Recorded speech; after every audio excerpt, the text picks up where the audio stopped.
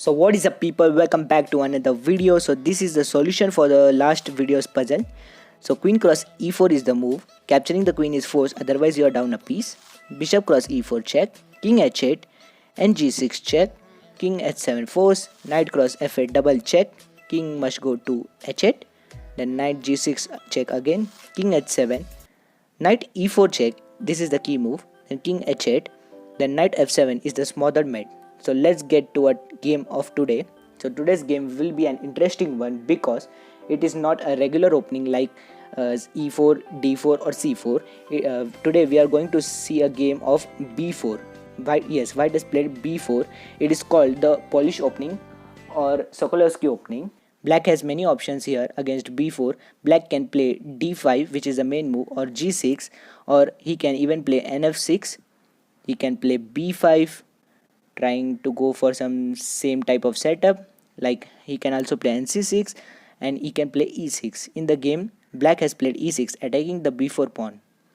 White defended the b4 pawn with a tactic by playing bishop b2. It is a simple tactic. If black plays bishop cross b4, then bishop cross g7 wins the material for white. So black played nf6, protected the pawn on g7, and now he is ready to capture the b4 pawn. White played a3, defending the pawn. From here onwards, black can play a quiet game with bishop e7 followed by castles, but he struck in the center with c5, attacking the b4 pawn. If b cross c5, then it allows black's bishop to be on a long diagonal. So white pushed the pawn to pawn b5. Black played d5, controlling the center, gaining some space in the center with the pawns.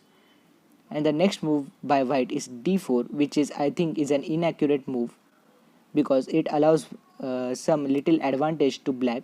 Black played queen f5 check here, also attacking the b5 pawn. So nc3 was played, but it pins the knight to the king, and black took advantage of it and increased the pressure on the pinned piece with the move ne4. So the only move to save the knight on c3 is to play queen d3. And if you are thinking of a move like c4 here to lure away the queen from the defense of the knight, but the queen can go to the f3 square and still defend the c3 knight, so that's not a good move. So black played the good move, which is c cross d4, attacking the pinned knight. Capturing the pawn is forced, otherwise you lose a piece. Queen cross d4 was played, and now the obvious move by black, I'm sure you all got it, which is bishop c5. Black developed the piece with a tempo, attacking the queen and also x-raying the f2 square.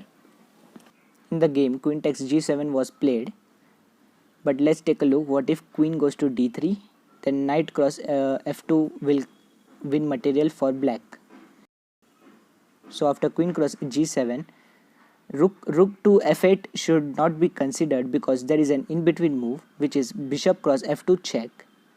King d1 is the only move. And now I would like you to pause the video and try to find the next move of black. Would you save the rook on f8, or is there any good move?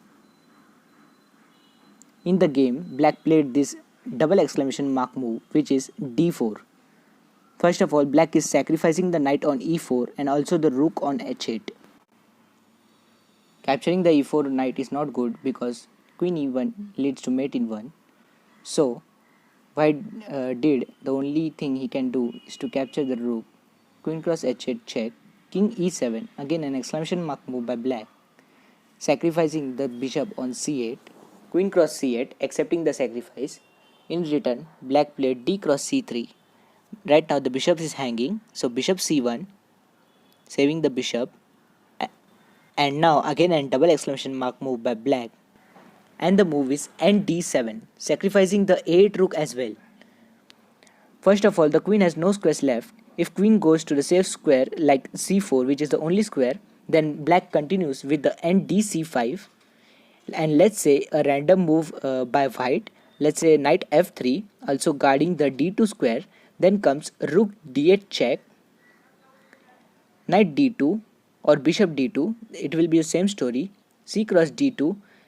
And let's say if e3, then knight c3 check, and white is forced to give up his queen, or he's getting checkmated. So in the game, white accepted the rook sacrifice, which is forced, and then queen cross b5 black played and created a nasty threat. Let's say a random move. If a3, then queen d5 check, bishop d2, and queen cross d2 will be checkmate. Here white played bishop f4, created an escape square for the king on c1. Black played queen d5 check anyways, king c1. And now I want you to pause the video for the final time and to find the forced mate from here. It is forced mate and it is not an easy one, guys. You have to find two tactical moves, two or three tactical sequences from here. Ready, guys? So the brilliant, unbelievable sacrifice is bishop e3 check. It is check to the king. The only move for the king is king b1. Then comes queen d1 check, king b2, and queen captures c2 will be checkmate. Let's go back. So capturing the bishop is forced. Bishop cross e3 was played. But now comes the another brilliant move, knight f2, creating queen d1 checkmate threat. So the only move to stop it is by capturing bishop capture f2. But then comes the obvious move, queen d2 check. Only square, queen d2 check, only square for the king, king b1, queen d1 check, king a2. And the final move, queen cross a2, is checkmate. So how was this game, guys? Was it good? Please comment in the section below. I especially like this game because it was a beautiful game, and how black managed to beat white in a most beautiful way and sacrifice so many pieces, double rook, bishop, knight. So in the end, I would like to share with you a small chess puzzle. It is black to play, and I will wait for your answer in the comment section below.